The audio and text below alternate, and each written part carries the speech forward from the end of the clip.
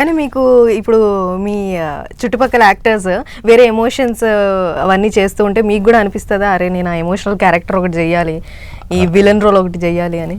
Villain అనిపిది కానీ villain కొంచెం భయమే, ఎమోషనల్ క్యారెక్టర్ అయితే అనిపిస్తుంది.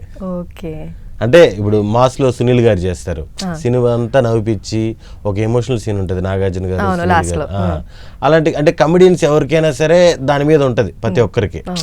బాగా నవ్విపించినోడు చనిపోయినా ఏడిపించినా ఆడియన్స్ కి బాగా ఫీల్ అవుతారు. ఫ్రెండ్ పక్కన లాస్ట్ అలాంటిది ఏదైనా పడితే బాగుండు అనే ఫీలింగ్ అయితే ఉంటది. కానీ ఇంకా నెగిటివ్ క్యారెక్టర్స్ వేరే క్యారెక్టర్స్ మీద పెద్ద ఇంట్రెస్ట్ అయితే లేదు. ఇంట్రెస్ట్ లేదా? అంటే ఈ ఏజ్ గ్రూప్ కి నెగిటివ్ అంటే ఏమొస్తాయి మామూలుగా అంతేలే. కాకపోతే మాకుంది కోరిక కొంచెం నెగిటివ్ షేడ్ లో చూడాలి అని. నేను సినిమాలో చూస్తున్నప్పుడు కొంచెం కామెడీగానే అనిపించింది, కానీ మీరు నిజంగా చూస్తున్నప్పుడు ఒక విలన్ నెగిటివ్ రోల్ ట్రై చేయొచ్చు. కుమారి 29 లో చేశాను, కానీ అది నాకు సంబంధం లేదు. అంటే మాకు తెలియదు దాని లాస్ట్ లో అంత నెగిటివ్ ఉందని. అది అనుకోకుండా జరిగింది అది. కానీ అది మీకు ఛాలెంజింగ్ అనిపిస్తుందా నెగిటివ్ రోల్స్ చేయడం? ఏదైనా యాక్టింగే ఏదైనా చేసుకొని పోవడమే. కానీ మీరు చెప్పినట్టు ఇంట్రెస్ట్ ఉందని అడిగారు కదా, ఆ ఇంట్రెస్ట్ లో కామెడీ క్యారెక్టర్స్, ఎమోషన్ క్యారెక్టర్లు వీటి మీద ఎక్కువ ఇంట్రెస్ట్ ఉంది. ఇవేమైనా చేసేసి ఇంకా బోర్ కొట్టేంత రేంజ్ లో అన్ని సినిమాలు చేసేస్తే అప్పుడు ఇంట్రెస్ట్ వస్తుంది వాటి మీద. అంటే ఇప్పుడు కమేడియన్స్ గా మనం చూసుకుంటే సునీల్ గారు అప్పట్లో ఎంతో కామెడీ చేసిన ఆయన ఇప్పుడు ఆడియన్స్ దాన్ని యాక్సెప్ట్ చేస్తున్నారు ఆ నెగిటివ్ రోల్స్ అనేది, విలన్ గా చేయడం. సో అట్లా మీకేమన్నా ప్లాన్స్ ఉన్నాయేమో అని? లేదు, సునీల్ గారు దున్నేశారు, కామెడీ దున్నేసి అన్ని రకాలుగా చేసేసి లాస్ట్ అలా వెళ్ళారు. ఇంకో యాంగిల్ చూపిద్దాం. సునీల్ గారు చూపిన యాంగిల్ లేదు, ఏది కామెడీ పరంగా అన్ని రకాలుగా చేసేసారు. మనం అసలు దాంట్లో 10-20% కూడా చేయలేదు కదా.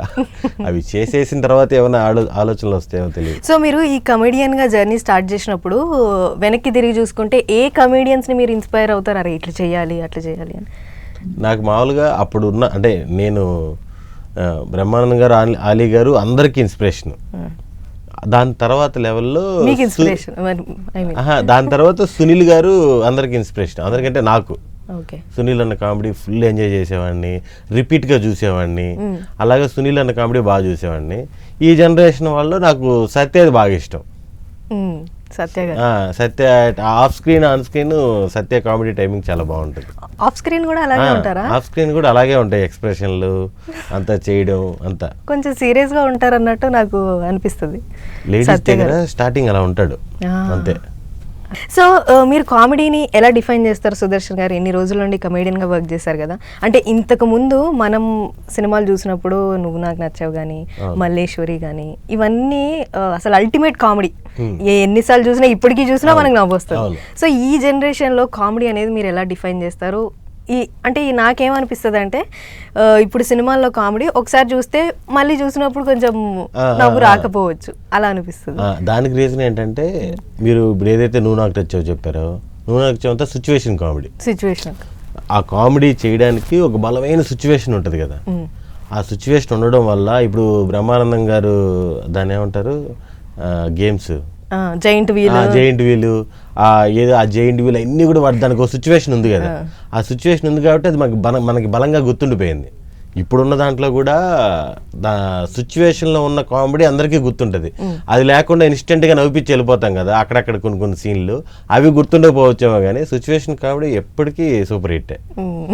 అంటే అలాంటి డైరెక్టర్లు అప్పుడు ఎక్కువ మంది ఉన్నారేమో, ఇప్పుడు తక్కువ మంది ఉన్నారేమో, కానీ ఇప్పటికే ఉన్నారు.